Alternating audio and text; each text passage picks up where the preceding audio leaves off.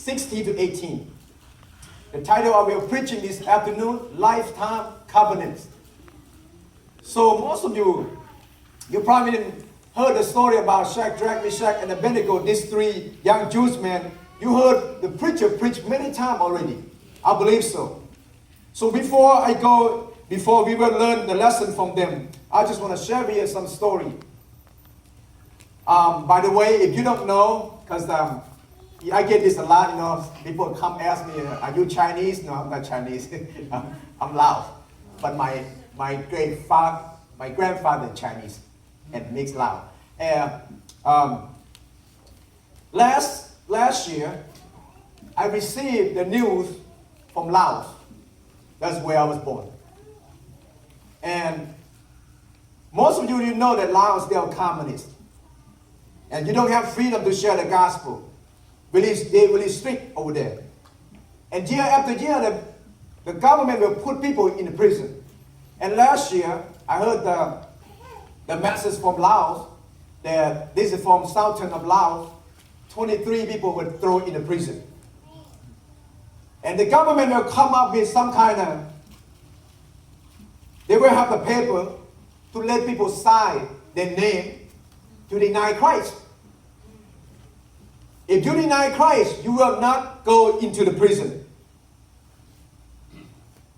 And those Christians in Laos, none of them, they deny, they won't sign anything. They prefer to stay in prison. And I have about 6 pastors in the prison for years. And I got a chance to talk to one of the pastors. Serving God is not so easy. For us in America, freedom everywhere. So easy to serve God. But other country, other nations, it's not easy. There's still a lot of persecution. Now today we are studying from the Word of God from 3 young Jewish men. This took place thousand years ago. They were persecuted by the king of Babylon. So let's look up verse 16 together. I will use so many translations, it's easy for us to understand. And the Bible says these 3 young men, Shadrach, Meshach, and Abednego, they answer the king. We won't need to talk about this anymore. We might throw into the blazing furnace, but the God we serve is able to bring us out of it alive. He will save us from your power. But we want you to know this, your majesty. Even if we know that our God won't save us, we still won't serve your God. We won't worship the gold statue that you set up. We will learn from these 3 young men. By the way, when I heard the mission team will come, there's a lot of young people. I will pray, Lord, what kind of message that you want to speak to your people today? And I believe we can learn, many young people today, we can learn from these 3 young men how they stand firm in faith, how they continue to trust in God, even though they risk their life through the situation. So first of all, I want you to know that these 3 young men did not just believe in God, but they know and they acknowledge God's power, ability to do anything in their life.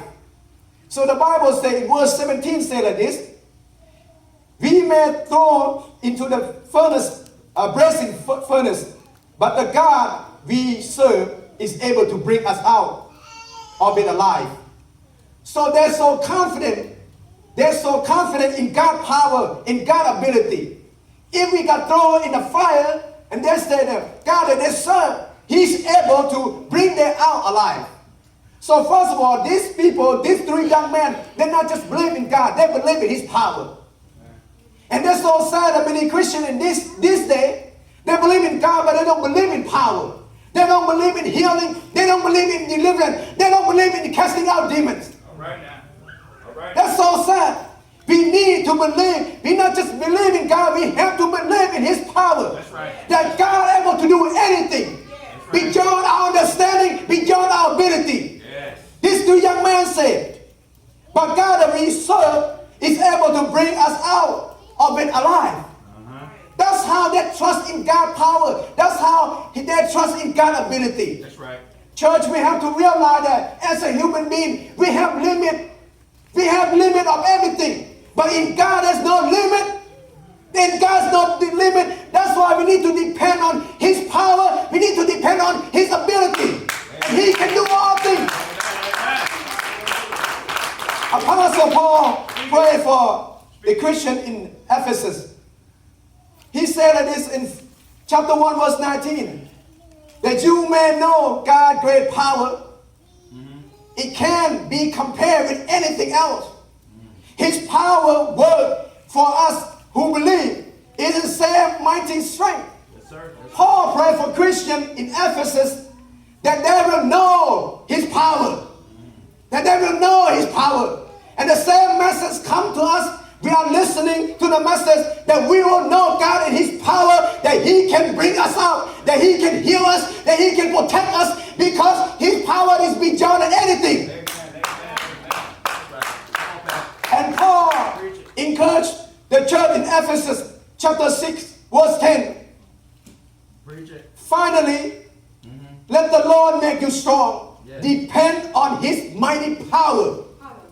Yes, sir. Everything we do in life, personal life, family, ministry, whatever, what kind of job, what kind of life that we live in, we need to depend on His power and His strength. Hallelujah. It's the only way that we can move on in life. If we try to depend on our own strength, our ability, our knowledge, we will not go that far. That's right. That's right. But when we submit to His power, we submit to His ability, He will lead us on and on and on. Yes. Hallelujah. Hallelujah.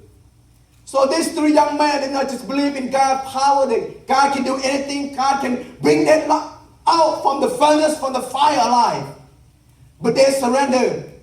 They surrendered all to God, even though they might die. When many times when I heard testimony from Laos,